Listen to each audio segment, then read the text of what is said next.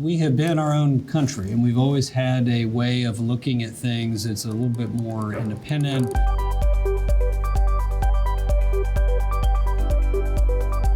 NightDragon is securing our world for tomorrow when it comes to cybersecurity and defense. And joining me now with more is Drew Scheberle, Executive Director of the National Security Innovation Council. Drew, welcome. Thank you. Great to have you here. And it's my understanding is that it is your mission to make Texas the partner of choice when it comes to national security problem solving. What does that look like in practice? I think it looks like that the people in national security, military branches, intelligence branches, in commercial space that own problems have the ability to quickly get teams of people who can answer those problems, solve those problems with them together. We've seen Texas evolve from an oil and gas powerhouse to now obviously leading when it comes to space, cyber, and national security.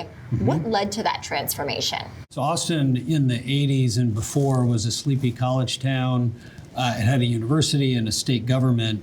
And it was really the vision of people at the federal and state level concerned about Japan at the time and concerned about the United States falling behind in semiconductors and supercomputing that essentially created the environment for Sematech and MCC to be created. And Austin won those. And the purpose of it was to be able to accelerate the innovation cycles to catch up to and exceed Japan. It allowed for companies to work in an anti-competitive, collusionary way to tech map and then to throw resources and talent at catching up and then exceeding where Japan was.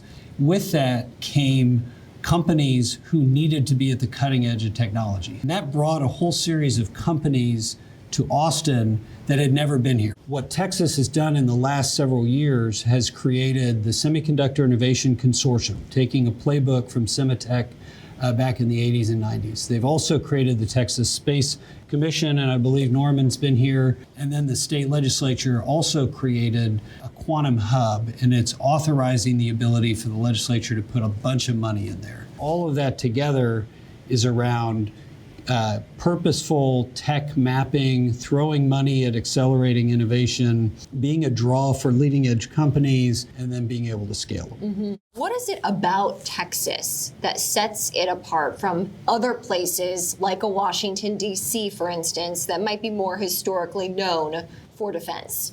We have been our own country, and we've always had a way of looking at things that's a little bit more independent. But our industrial policy for 70 years was pull things out of the ground and wait for California to mess up. So we need to be more purposeful in how we do economic development, because this is really one of the few big plots of land in the United States where you can add power, you can grow rapidly, you can connect to 4 of the largest 10 cities in the country, and you have a regulatory base that is not constantly trying to micromanage your business and unionize it. How have you seen a community building in Texas around innovation and national security and cybersecurity? I think it's around opportunities, and I think it's around people looking at their interests and the interests of others and realizing that they and Texas and the U.S. will be more successful if they work together than if they work separately. I see here that you will say that the greatest threat to Texas is complacency. So what does being complacent look like in national security innovation, and how do you fix that? I think that today you have a leadership at the national level, the international level,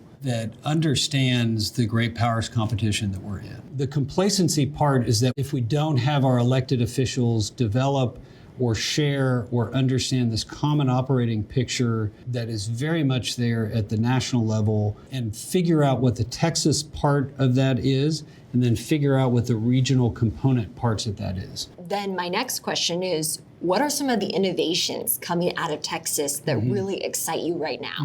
One of those is the creation of the Texas Cyber Command. Texas, right or wrong, decided it needed to take border security on as its own. In this instance, they've said we need to be able to create a cybersecurity structure in the state of Texas. and looking at things like the investments that we did as taxpayers in hypersonics research at Texas A&M are going to be absolutely critical if we're in some kind of kinetic conflict, and all of the additive effects that are around both Texas A&M and hypersonics, as well as looking at, we just began to do some investment in the state in wireless communications, 6G type stuff. I think that was encouraging. And then the beginnings of a quantum node in the state of Texas, anchored in the Metroplex, finally just semiconductors. Let's talk about the next decade. Okay. When you look forward 10 years, Yes. what is your vision for Texas's role in advancing national security? Yep.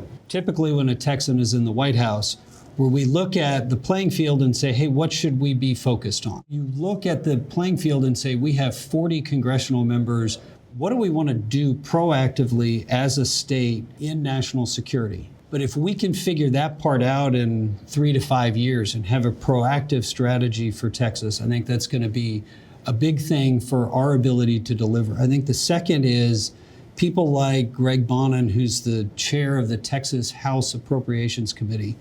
Chair Bonin has been, more than anybody in the state, responsible for identifying how to build the research base in the state.